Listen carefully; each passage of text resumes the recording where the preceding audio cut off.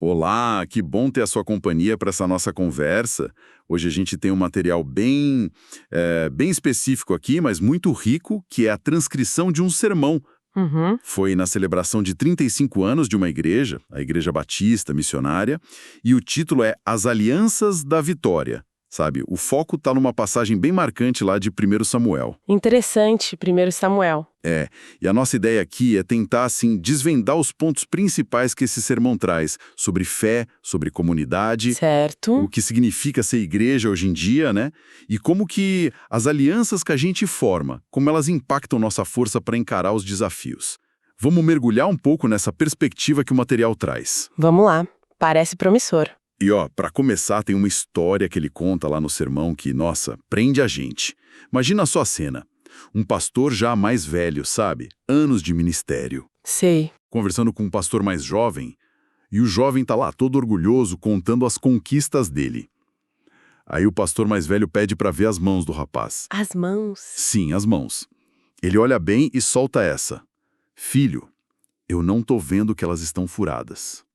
Pesado, né? Nossa, forte mesmo. Mãos furadas. Vamos guardar essa imagem porque ela vai fazer mais sentido ao longo da nossa análise aqui. Bom, o ponto de partida do sermão é justamente essa celebração, os 35 anos. Certo, o aniversário da igreja. Exato. E logo no começo tem uma oração pedindo para que a comunidade seja, e a frase é essa, apenas uma igreja bíblica. O que será que isso quer dizer, né, na visão que está ali no texto? Fica claro que a intenção é diferenciar, sabe? Tipo, não é para ser um clube social, um lugar para fazer negócio. Ah, sim, aquela coisa de não ser só um ponto de encontro. Isso. Ou nem mesmo só um lugar para sentir uma energia boa, uma vibe positiva. Exato. A ênfase que o material coloca parece ser em resgatar uma identidade. Fundamental, né?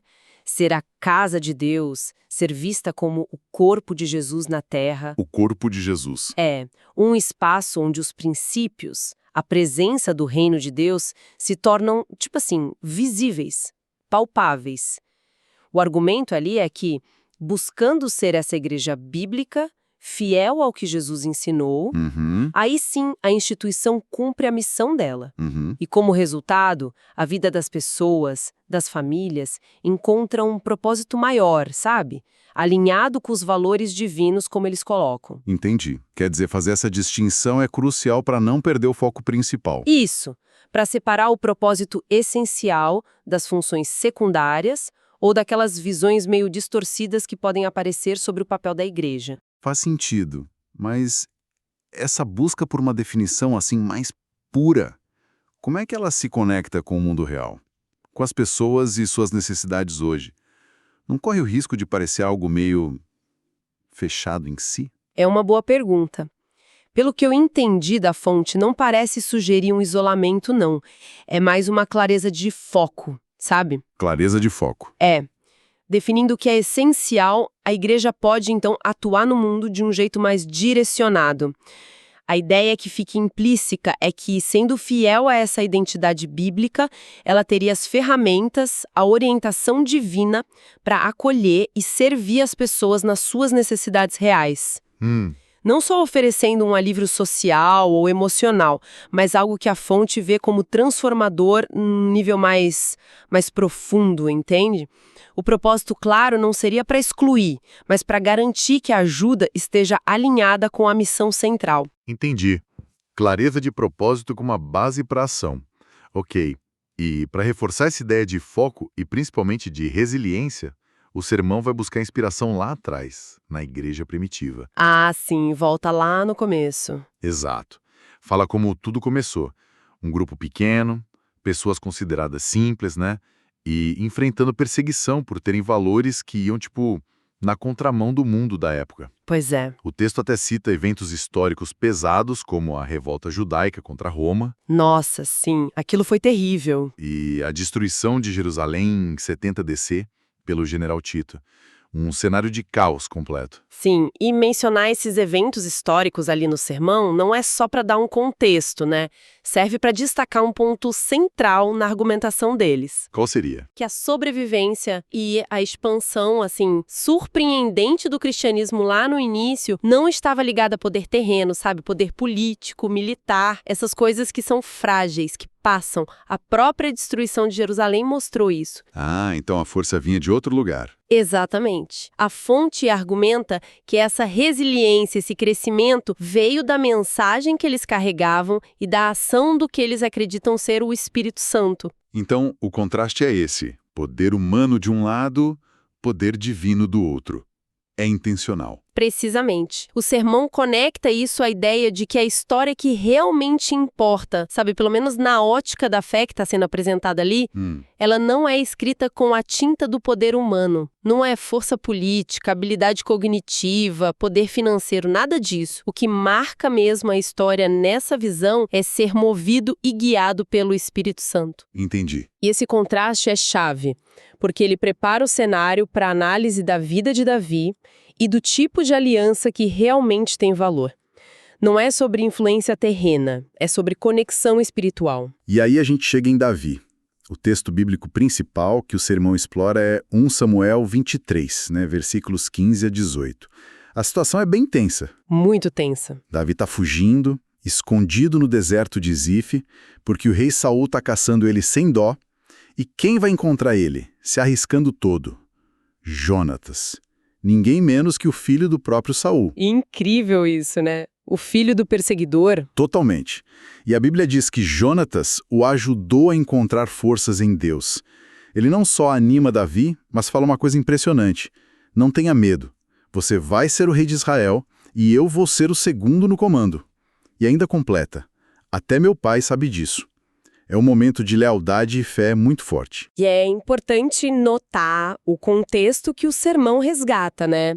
Essa atitude do Jonatas vem logo depois de Davi, mesmo sendo um fugitivo, ter arriscado tudo para defender a cidade de Keila. Verdade. Ele defendeu Keila dos filisteus. Um ato de altruísmo puro, né? Colocou os outros acima da própria segurança. Exatamente. Um altruísmo notável ali. Então, essa combinação, o altruísmo de Davi e a lealdade de Jonatas, parece que aí está o coração da tal Aliança da Vitória que o título do sermão fala. Sem dúvida. A aliança entre Davi e Jonatas é apresentada como modelo, o arquétipo dessa Aliança da Vitória. E o fascinante que o sermão explora bem é que a fonte de força, de ânimo para Davi, vem justamente do filho de quem o persegue. É uma reviravolta em tanto. Totalmente. É uma ilustração muito poderosa do altruísmo contra o egoísmo, que era a marca das ações de Saul, né? Jonatas mostra uma clareza de papéis, assim, impressionante. Uma, sim, clareza de papéis. Ele continua respeitando a autoridade do pai como rei, certo? Mas a lealdade principal dele está com que ele entende seu plano de Deus e com a amizade verdadeira que ele tinha com Davi. Ele não concorda, não compactua com as ações erradas do pai. É uma linha tênue para caminhar, essa lealdade dividida. O sermão fala da dificuldade disso para Jonatas, ou foca mais no resultado bom da aliança? Olha, pelo que eu percebi, a fonte foca mais no exemplo positivo da atitude do Jonatas e no resultado, que foi fortalecer Davi. A ênfase está na integridade dele. Integridade. Isso. Ele age onde ele tem poder e legitimidade, sabe? Oferece apoio emocional, espiritual, reafirma as promessas de Deus para Davi, mas ele não tenta passar por cima da autoridade do pai ou tomar o lugar de Deus para lidar com Saul. Entendi. Ele age com princípio dentro do espaço que ele tem. Exato. É um modelo de como apoiar o que é certo, sem necessariamente criar uma rebelião aberta, mas fortalecendo quem está alinhado com um propósito maior, entende? Entendo. E isso nos leva a olhar mais de perto para o caráter do próprio Davi, que o sermão também detalha bastante. Descreve ele como altruísta, oposto ao egoísmo, e fundamentalmente dependente de Deus. Aí entra um conceito interessante, que ele atribui ao Augusto Cury. O capital das experiências. Que ideia é essa? A ideia do capital das experiências, como está ali na fonte, é que tudo que a gente vive Sabe, as alegrias, as dores, os sucessos, os fracassos, tudo isso vira uma espécie de riqueza acumulada. Uma riqueza. É, mas não dinheiro, né? Um capital de vida, de aprendizado. E que não deve ser guardado só pra gente, mas compartilhado. As experiências, mesmo as mais duras, quando a gente processa elas na fé, podem virar sabedoria, encorajamento para os outros. É a ideia de que a nossa história, com as marcas dela, tem valor. Falando em marcas, o sermão usa uma imagem muito forte. As cicatrizes de Davi. Diz que não eram como queloides, sabe? Aquelas cicatrizes altas que às vezes doem, que podem parecer defeitos. O que seriam então essas cicatrizes de Davi? Essa distinção é muito boa. As cicatrizes de Davi, nessa interpretação do sermão, não eram para lembrar derrota ou defeito. Eram tipo assim, memoriais dos feitos de Deus. Memoriais? Como assim? Eram marcas que contavam histórias de livramento, de provisão, de vitórias que ele conquistou não pela força dele, mas porque Deus interveio, sabe? Seriam como medalhas de honra, testemunhos visíveis da fidelidade de Deus no meio das lutas. Nossa, que interessante. E aí citam os Salmos 54 a 58 como a trilha sonora disso tudo. Mostra o Davi louvando, buscando a Deus, mesmo no meio da perseguição, da angústia. É transformar as feridas em memoriais de fé. Que perspectiva diferente para encarar as marcas da vida, né? E, além dessa resiliência, que outras qualidades de Davi o sermão destaca como fundamentais? A fonte aponta para 3 pilares no caráter de Davi que explicam essa capacidade dele de perseverar e manter a conexão com Deus. Primeiro, a fé. Fé. É definida como confiar no plano de Deus, mesmo quando a lógica humana não vê saída, não faz sentido. Segundo, o amor. Amor a Deus, imagino. Especificamente, um amor a Deus que fica firme, não importa a circunstância ou as decepções com pessoas. Tem até uma frase forte no sermão que resume isso. Deus não tem nada a ver com isso. Tipo um lembrete para não culpar Deus pelas falhas humanas. Forte mesmo. E a terceira? E terceiro, a gratidão. Expressa o tempo todo no louvor, mesmo no meio do caos, como a gente vê nos Salmos. Essas 3 qualidades juntas formam um contraste muito forte com o egoísmo. E o egoísmo é pintado como a raiz de muitos problemas, né? Sim, o sermão traça uma linha direta entre o egoísmo e aquela rebelião original lá de Gênesis, no Éden. Apresenta como o oposto da vida cristã autêntica e algo totalmente incompatível com o serviço a Deus que seja duradouro, genuíno. O egoísmo, nessa visão, sempre leva para alianças erradas e, no fim, para a ruína, como aconteceu com Saul. Fica bem claro esse contraste. Alianças que fortalecem, como Davi e Jonatas, e atitudes que enfraquecem, como o egoísmo de Saul. E o sermão parece usar essa lente para fazer também uma autocrítica, olhando para a história da própria igreja. Exato. O material não foge de assuntos delicados, não. Traz um exemplo histórico aqui do Brasil mesmo. Relata uma situação onde missionários batistas, descritos como cheios de fogo espiritual, sabe? Mais fervorosos, teriam sido meio que marginalizados, talvez até expulsos, por outros batistas mais tradicionais, por causa de divergências em práticas ou ênfases espirituais, tipo a questão do batismo no Espírito Santo. Sério?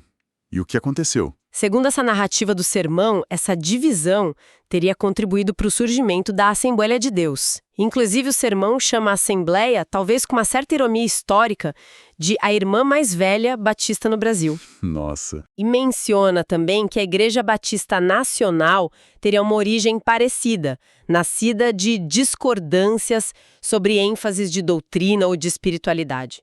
E qual o ponto dessa crítica histórica dentro do sermão? Por que trazer isso? Serve como um exemplo bem forte do que a fonte chama de alianças que geram derrotas. Acontece quando a tradição humana, o medo do diferente ou a rigidez em pontos que eles consideram secundários da fé, quando isso é colocado acima do amor e da unidade, que deveriam ser a marca da comunidade cristã. Entendi. A crítica é sobre a intolerância do passado. Isso, uma intolerância que, em vez de construir pontes, levantou muros e acabou gerando divisão, fragmentação mostra uma disposição ali para olhar para as próprias falhas como lições, né? Além dessa questão da divisão, o sermão faz outra advertência bem forte contra o cinismo. Usa a expressão fuja do cinismo. O que seria o cinismo nesse contexto? O cinismo é descrito de um jeito bem duro, uma praga, algo que corrói, que arranca a esperança, é colocado como uma atitude que Deus abomina. Uma praga? No contexto ali, o cinismo parece ser entendido não só como pessimismo, mas como uma descrença na sinceridade dos outros, sabe? Uma suspeita constante das motivações, uma tendência a ridicularizar a fé ou o fervor que é genuíno. Tá ligado ao egoísmo e à hipocrisia. Saul, de novo, é o exemplo negativo que fica implícito. O cinismo impede a autenticidade que a fonte pede, seja verdadeiro sim, sim e não, não. E no fim das contas é algo que não tem lugar duradouro no reino de Deus. Tem data de validade, ou seja, não se sustenta espiritualmente. Entendi. É uma postura que destrói a confiança, a própria fé. E isso nos conecta de volta àquela imagem do início, né? Do pastor experiente e as mãos do jovem pastor que não estavam furadas. Qual é a amarração final que o sermão faz? A conclusão que a fonte apresenta é um chamado forte à humildade e à dependência. A mensagem central é que a força, a resiliência, a longevidade da igreja e, por extensão, da nossa fé individual, não é fruto do nosso esforço humano, por mais dedicado que a gente seja. Não vem da gente, então. Não. Não vem da capacidade de gestão, do carisma pessoal, dos programas bem feitos, do ativismo sem parar. O sermão até usa uns alertas tipo ativismo pode te matar e não somos a quarta pessoa da Trindade. Essa é boa. Não somos a quarta pessoa da Trindade. Pois é, para combater essa ideia de autossuficiência, de que a gente pode ajudar Deus, sabe? Então, de onde vem a força de verdade? Vem daquele que tem as mãos furadas, Jesus Cristo. A celebração dos 35 anos daquela igreja na perspectiva do sermão não é um troféu de competência humana. É um testemunho da graça e da sustentação que vem de Cristo. A verdadeira aliança da vitória fundamental é a nossa conexão com Ele. Reconhecer essa dependência radical é o que traria o verdadeiro ânimo, a perspectiva certa sobre o serviço, evitaria o esgotamento, a ilusão de que somos indispensáveis. O foco volta para a adoração e para o serviço que nascem dessa dependência e não do nosso próprio esforço. Faz todo sentido amarrar tudo assim. Então, recapitulando um pouco nossa análise desse material. A gente explorou essa busca pela essência do que é ser igreja, né? A resiliência que vem não do poder humano, mas da conexão com Deus, como no exemplo da igreja primitiva. Isso. Vimos a força das alianças da vitória, tipo Davi e Jonatas, baseadas em altruísmo, em lealdade ao propósito maior.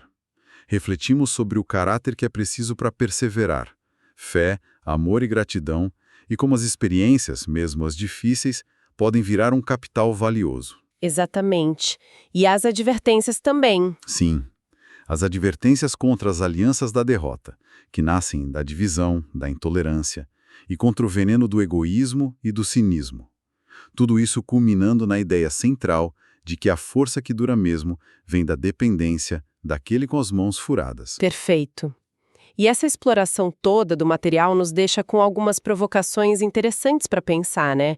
O sermão desenha um contraste muito nítido entre Davi e Jonatas de um lado e Saul do outro. Bem nítido. Jonatas conseguiu um equilíbrio ali, notável.